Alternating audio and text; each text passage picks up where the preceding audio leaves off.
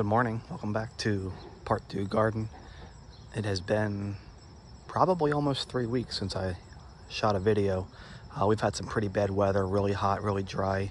But we finally got some rain this week from the hurricane that came up the coast, and we got about 6 inches of rain. So things are a little flopped over themselves from all the weight of the rain and the flower heads. But we'll take a quick look around, see what we got going on. It's early morning, so the hibiscus coccineus flower is closed for now. This will open up for the day. But it's always nice to see the red flower, middle of summer.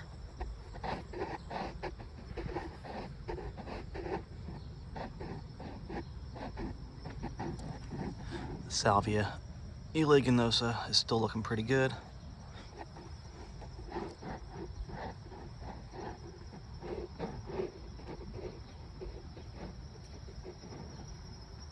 Got one flower left on my Hemerocallis Sears tower. That's about 6 foot tall. Leptodermis still blooming. I think I first mentioned this plant back in, I don't know, May or early June video, so it's still going. This seedling Vernonia just started flowering the other day. This is more than likely Lettermanii. There's a popular cultivar for Lettermanii, iron butterfly, which is like about half the height of this. This is nearly, say, 4.5 feet. This is always a really nice plant here, though. Might be a little tall for along the walkway, but it's always nice. Some of the Cardiandra, finally looking good after all that rain. With how dry it was, anything in the hydrangea family tends to kind of look sad in the afternoon when the sun hits them.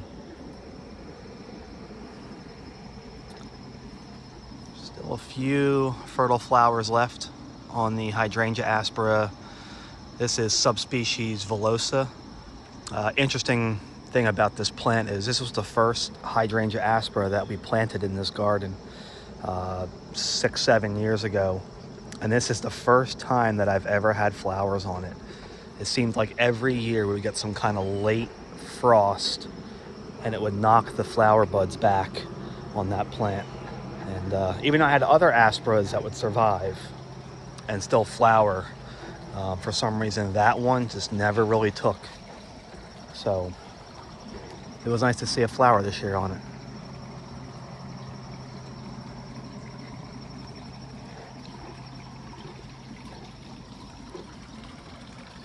You know, August in the garden is usually a pretty, I feel like, boring month. It's kind of, everything's really tired from the hot summer. And, you know, even though you have things flowering, I feel like it just has a weird look to it before you get that really nice, crisp fall air moving in September and October when things start to recover well. Some things even look really bad from all the rain we had this week. Some of my plants that like drier conditions actually look a little bit tethered, and some even look like they have some like fungal disease going on. Salvia here still blooming. Rhinocena.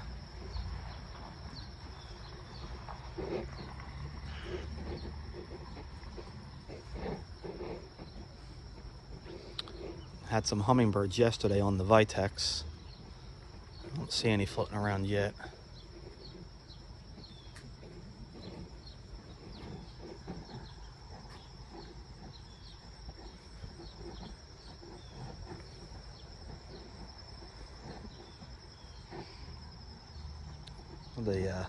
The foliage on the Saromatum giganteum.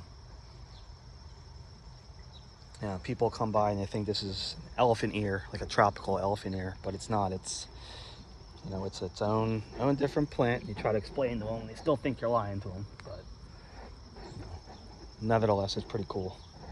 And then, yeah, here's one of those plants I was talking about looking kind of ratty. This is a Phlomis. So Phlomis generally like pretty dry conditions, good drainage. And with all that rain this week, it's just taken a huge beating. So today I come in here and clean this up, cut all this foliage back to this new emerging foliage down in here. and we'll see how it recovers. So it should be all right.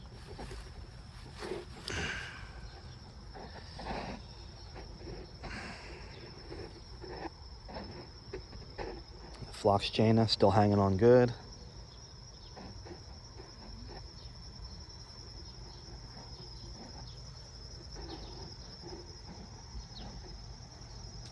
This here is, it's named Classia bulgarica.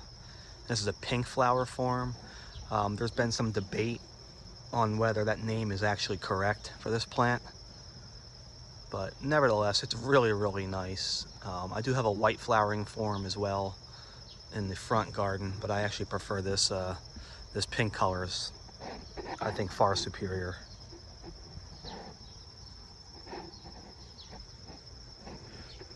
I know people say don't plant Buddleia, but this is Buddleia Wisteria Lane. I've always found it to be pretty attractive because it's a cascading growth to it.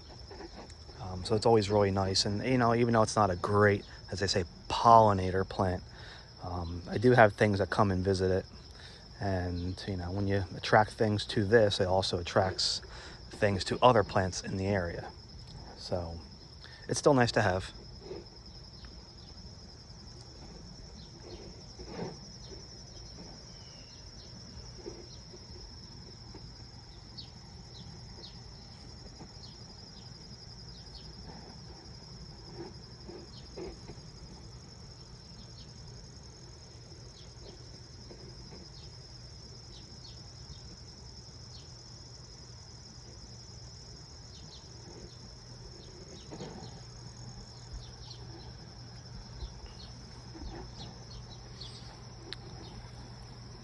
So the hydrangea involucrata is usually like the latest blooming of all the hydrangeas. And what's cool about this species is the flower buds. They're basically like a peony. They have these big flower head balls that just burst open with the flowers. And I actually have one over here that is open.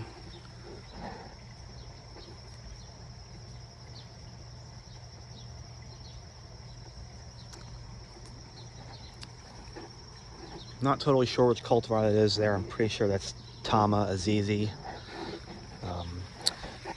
That's typically if it's that one, it's typically a more wider than taller species. I have two in that spot of the garden, so I can never remember which one I have where. And then one more thing I'd like to show you guys, if we can see if anything's ripened on it.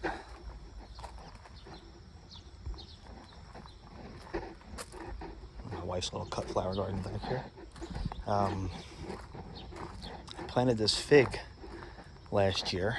This is Chicago Hardy, and we should start seeing some fruit that are possibly ripe. Oh, we actually have some here that are overripe. Yeah, well, that's upsetting.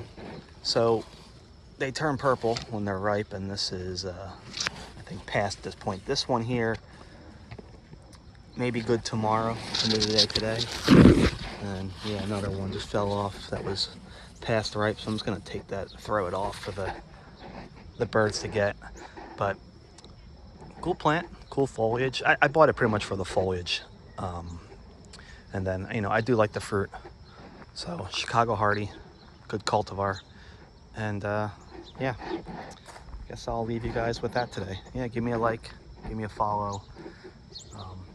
We'll see how the garden progresses once we start getting the cooler temps back.